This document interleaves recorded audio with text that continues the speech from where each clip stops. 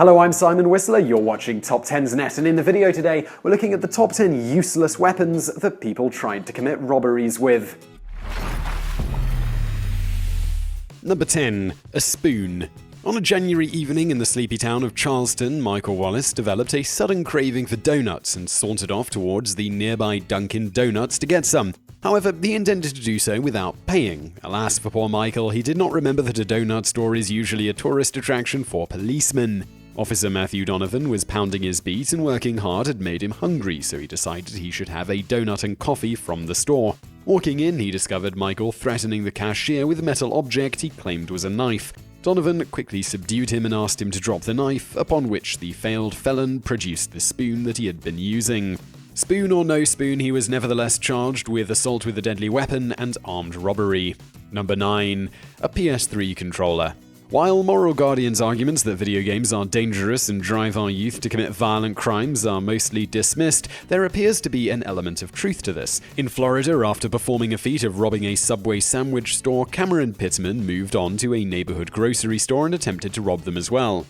Foolishly hanging around the scene of his crime to commit yet another crime was his undoing, as the police had been alerted and burst into the store to arrest the criminal.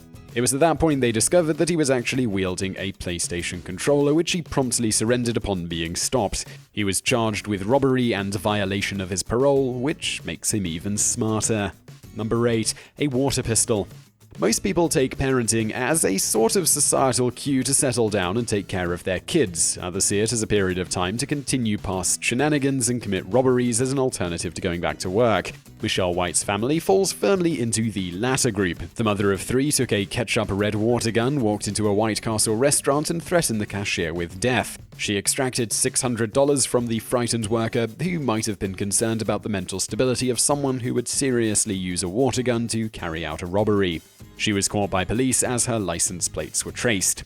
In a mad bid to escape, she jumped off the roof of her car and broke several bones in her body. She was later determined to be on drugs. She felt the full weight of the law after that. Thanks to her already extensive criminal record, she was sentenced to 15 years in prison.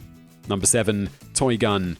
Matthew Nutley was a crazy gunman who took over a Barclays bank in Surrey. The man, who was in his mid-30s and unemployed, shut down the bank for a few hours, demanding £800,000 to free his hostages. He claimed to have dynamite, which prevented armed police from storming the place and cutting him down with a wall of bullets. In addition to this, he copied the movie Inside Man by dressing several hostages in white boiler suits to confound the police and prevent them from finding out his identity. Unfortunately, all good things and poorly planned robberies must come to an end. Matthew was arrested for blackmail, a bomb hoax, and several other crimes. Number 6. Toilet plunger. New York citizen Lawrence Deptola took to the banks of his state with the most terrifying weapon known to man, a toilet plunger. Walking into one bank, then another, Lawrence waved his death stick at the cashiers and comically ordered them to put the money in the bag. After being politely ignored time and time again, Lawrence walked away before being confronted by police officers who had been summoned by the banks. Charged with third-degree attempted robbery, he probably became a riot in prison. Number 5. Bug spray. An anonymous robber walked into a bar without a priest and rabbi and still managed to create humor. Making for the bartender, he pulled out a can of bug spray and demanded money, possibly mistaking the bartender for a rather large insect. Unimpressed, the bartender reached for the can in an attempt to swat it away, only to be repelled by a quick shot into his eyes. Grinning madly, we imagine the robber grabbed the money and ran away. He was later arrested and thrown into prison for, well, actually no, he wasn't. This one got away with it. Well, even a stopped clock is right twice a day. Number 4. Pesticide. Here we have a robber who actually dressed like one, mask, gun, and all. That should be enough to terrify most any teller, but at some point this guy thought, I got myself a semi-automatic. You know what else I need? A pesticide sprayer. It's not exactly intuitive as a weapon choice, but combined with a bright yellow raincoat and dust mask, we can only imagine our robber was heading for supervillain tryouts. Proving that crime occasionally rewards originality, he escaped with the money and is still at large. Well, even 2 stopped clocks are right 4 times a day. Number 3. Banana.